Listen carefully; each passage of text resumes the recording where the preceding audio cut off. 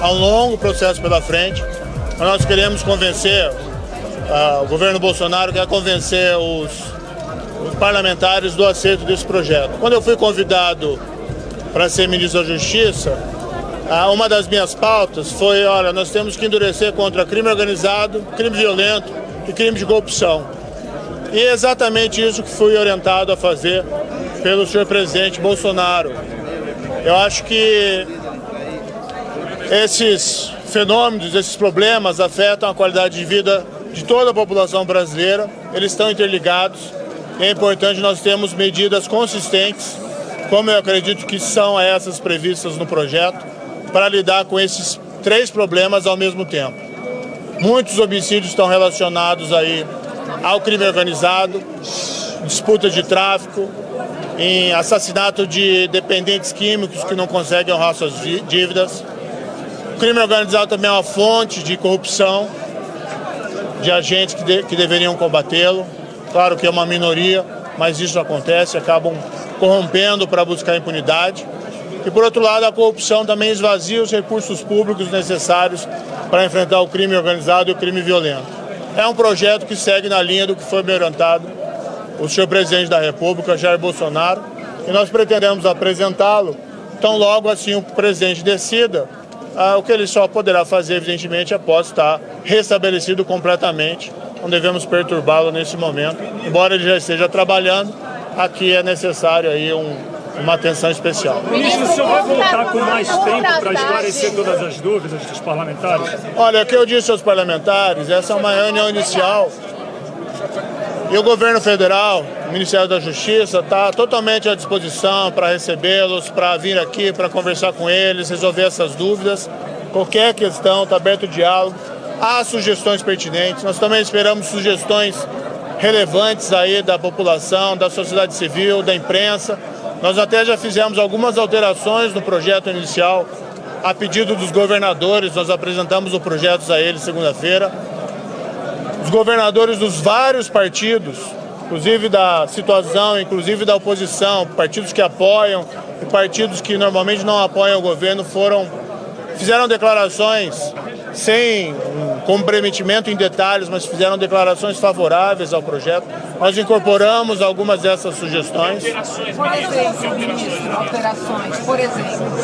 Olha, foi solicitada uma preocupação do projeto em habilitar as polícias de retirar criminosos perigosos com armas pesadas da rua. E os governadores fizeram uma sugestão específica para um dispositivo que é o 310, parágrafo 2º do projeto.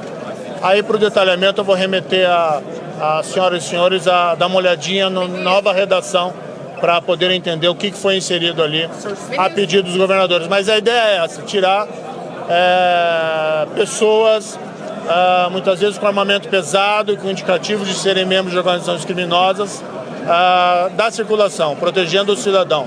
Ministro, houve uma interpretação da defesa dos policiais?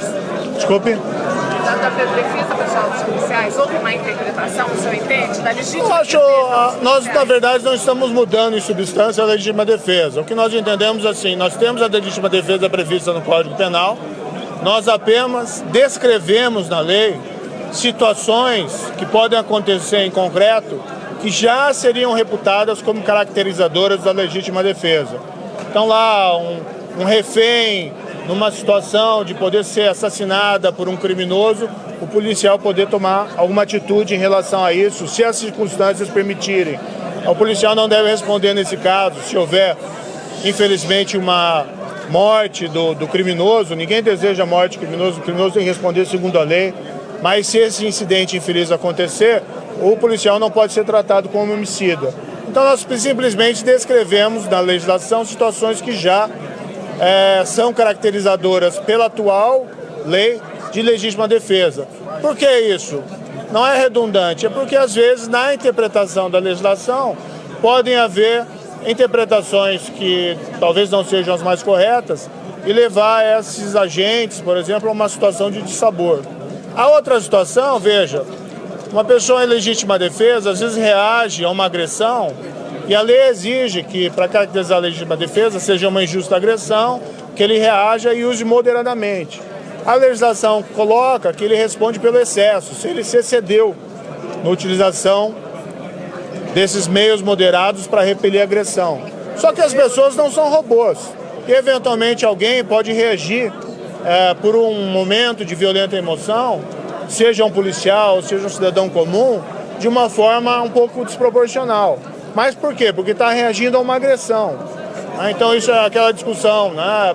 Alguém vem armado em sua direção, a pessoa tem uma arma, reage, atira, quantos tiros são necessários, quando começa a caracterizar excesso. Agora, as pessoas muitas vezes dominadas numa situação de espécie por violenta emoção, podem disparar mais tiros do que seria necessário para reagir àquilo. Houve aquela situação anos atrás, né, que ficou famosa, daquela artista, a Ana Hickman, cujo irmão reagiu a uma agressão, chegou a ser processado, foi absolvido, porque na época o juiz reconheceu que não havia excesso. O mais apropriado, né, o juiz decidiu certo, mas seria dizer que houve um excesso, mas que naquelas circunstâncias ele não deveria responder como um homicida, mas que alguém que agiu sob violenta emoção. Na verdade, a situação já é prevista na legislação, nós apenas estamos deixando ela mais clara. Como eu já disse outras vezes, nenhuma estratégia de segurança pública válida, ela adota uma estratégia de confronto. O confronto policial é ruim policial, o policial pode morrer.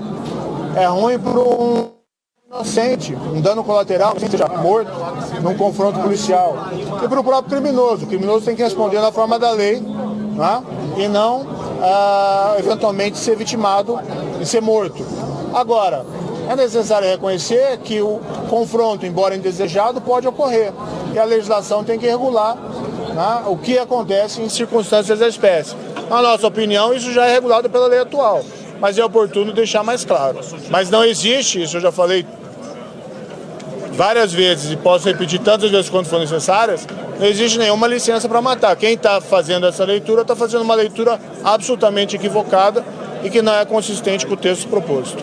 Gente, mais uma perguntinha. Ministro, como é que o senhor respondeu às ponderações de alguns parlamentares de que faltou um levantamento dos impactos de algumas dessas medidas para os estados, principalmente? Sobretudo no que vai resultar em aumento da população carcerária. Nós temos muita ciência de que existe uma situação da população carcerária difícil. Né? Então, veja, nós não estamos endurecendo em geral o sistema, mas na linha do que foi proposto pelo presidente Bolsonaro e foi proposto nas eleições, e ele foi eleito pela população, e a meu ver é algo consistente, é necessário endurecer contra a criminalidade mais grave. Muitas vezes o brasileiro fica revoltado ao ver pessoas responsáveis por homicídios dolosos, cruéis e graves, ficando na prisão pouco menos de 10 anos.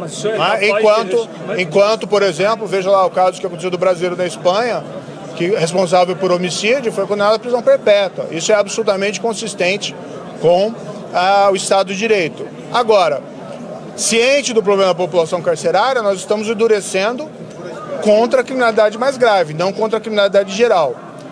Quanto custa um homicida preso?